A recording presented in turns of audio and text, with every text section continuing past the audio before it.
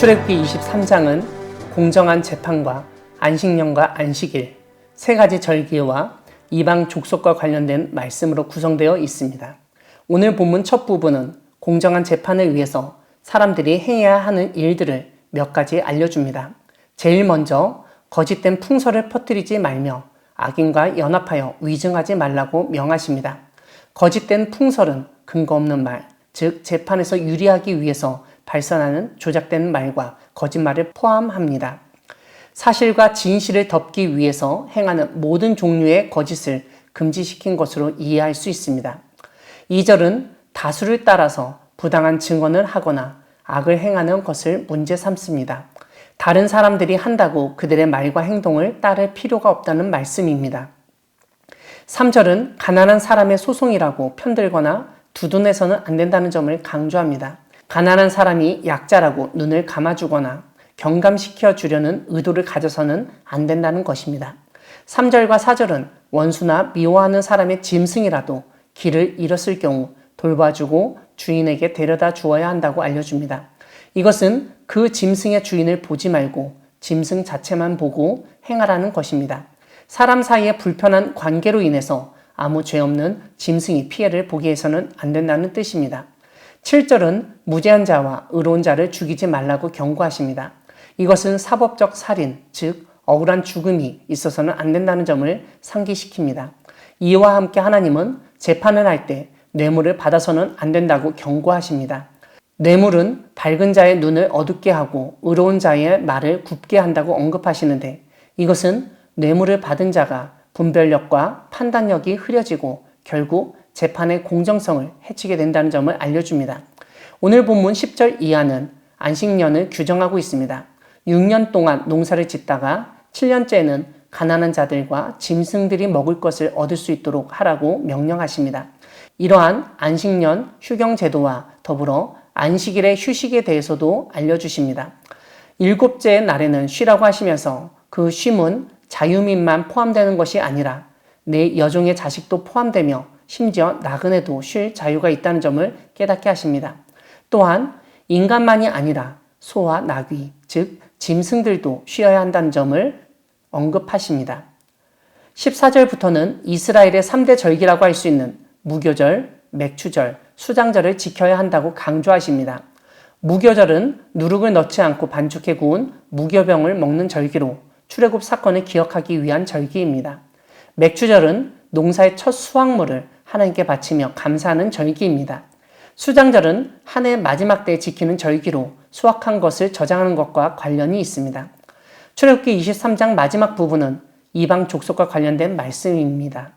이스라엘이 약속의 땅으로 나아갈 때 하나님이 그들을 인도해 주시고 도와주실 것을 약속하십니다.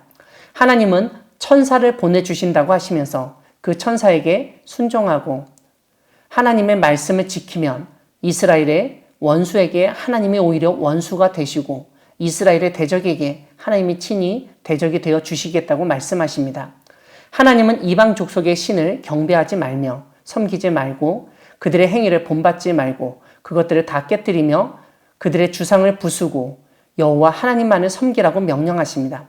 그러면 하나님이 친히 양식과 물에 복을 내리고 너희 중에서 병을 제하시겠다고 약속하십니다. 이와 함께 하나님이 친히 약속의 땅 가나안의 이방 족속들을 쫓아내시겠다고 선포하십니다.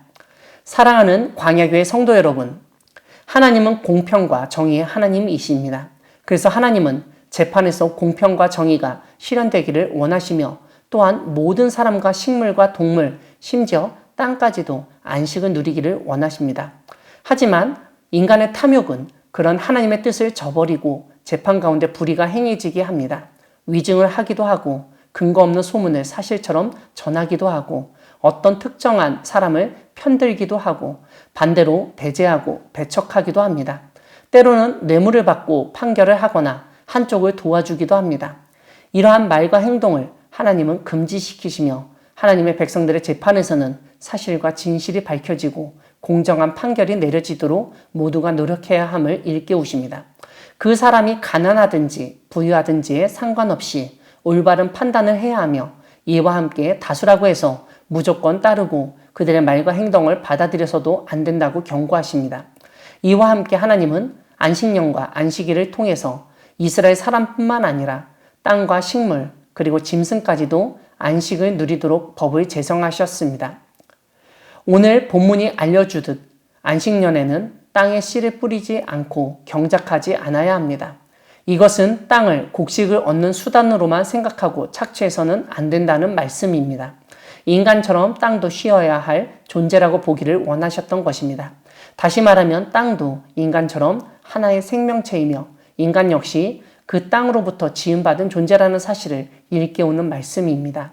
그리고 안식년에는 땅만 쉬는 것이 아니라 농사에 투입됐던 짐승들도 쉴 수 있습니다. 이런 점이 안식일에도 그대로 드러납니다. 특별히 안식일은 주인뿐만 아니라 종도 쉬고 소와 나귀도 쉬고 나그네까지도 쉴 수 있는 날이라는 점을 강조합니다. 이러한 안식은 더 많이 갖기 원하는 인간의 탐욕과 다른 사람과 짐승까지도 착취하려는 마음까지도 내려놓게 만듭니다.